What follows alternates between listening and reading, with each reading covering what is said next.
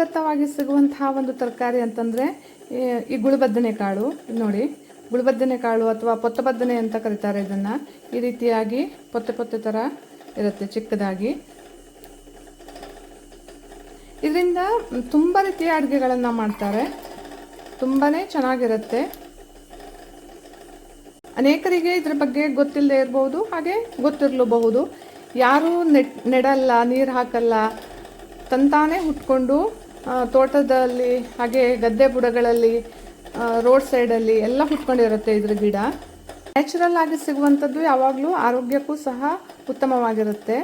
Hi friends, ನಮಸ್ಕಾರ, welcome to ನಳಪಾಕ. ನಾನಿವತ್ತು ಈ ಗುಳುಬದ್ದನೆ ಕಾಳಿನಿಂದ ಒಂದು ಗೊಜ್ಜನ್ನು ಮಾಡ್ತಾ ಇದ್ದೇನೆ. ಇದನ್ನು ಹುರಿದು ಗೊಜ್ಜನ್ನು ಮಾಡೋದು ತುಂಬಾ ಟೇಸ್ಟಿಯಾಗಿರುತ್ತೆ. ಬನ್ನಿ ಇದನ್ನು ಹೇಗೆ ಮಾಡೋದು ಅಂತ ನೋಡೋಣ. ಈ ಥರ ಮೊದಲು ಇದನ್ನು ಚೆನ್ನಾಗಿ ತೊಳ್ಕೊಂಡು ಈ ತೊಟ್ಟನಿಂದ ಇದನ್ನು ತೆಕ್ಕೊಳ್ಬೇಕು. ಈ ರೀತಿಯಾಗಿ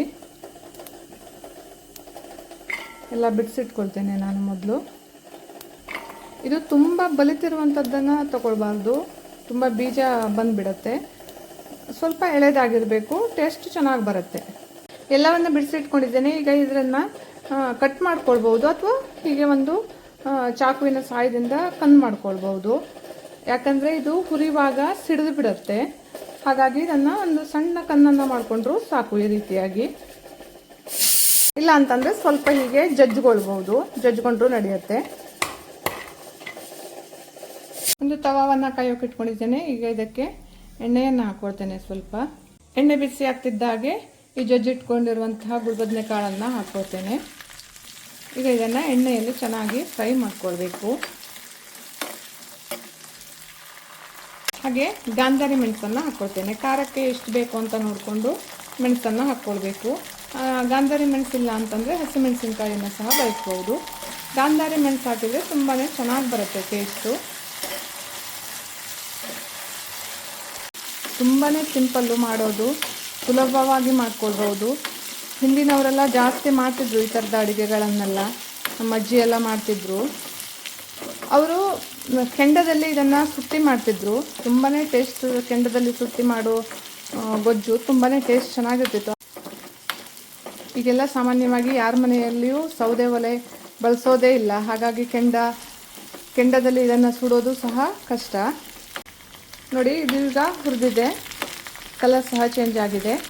ಈಗ ಇದಕ್ಕೆ ಕಾಯಿ ತುರಿಯನ್ನು ಹಾಕ್ಕೊಳ್ತೇನೆ. ಸ್ವಲ್ಪ ಹಸಿ ತೆಂಗಿನಕಾಯಿ ತುರಿ.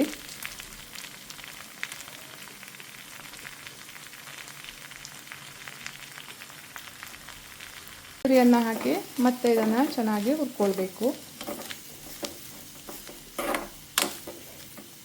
ರುಚಿಗೆ ತಕ್ಕಷ್ಟು ಉಪ್ಪು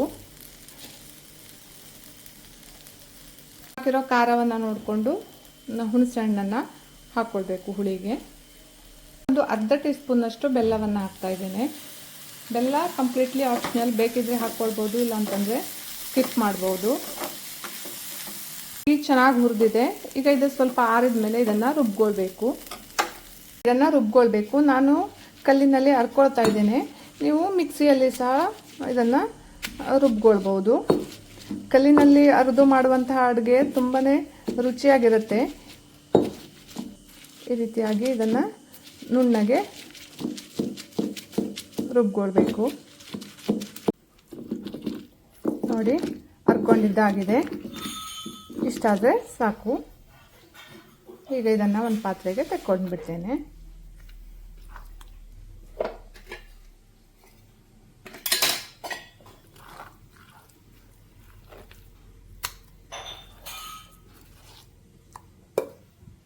ನೋಡಿದ್ರೆಲ್ಲ, ಸಾಂಪ್ರದಾಯಿಕ ಶೈಲಿಯಲ್ಲಿ ಮಾಡಿರುವಂತಹ ಗುಳುಬದ್ದನೆ ಕಾಳಿನ ಗೊಜ್ಜು ರೆಡಿ ಆಯಿತು.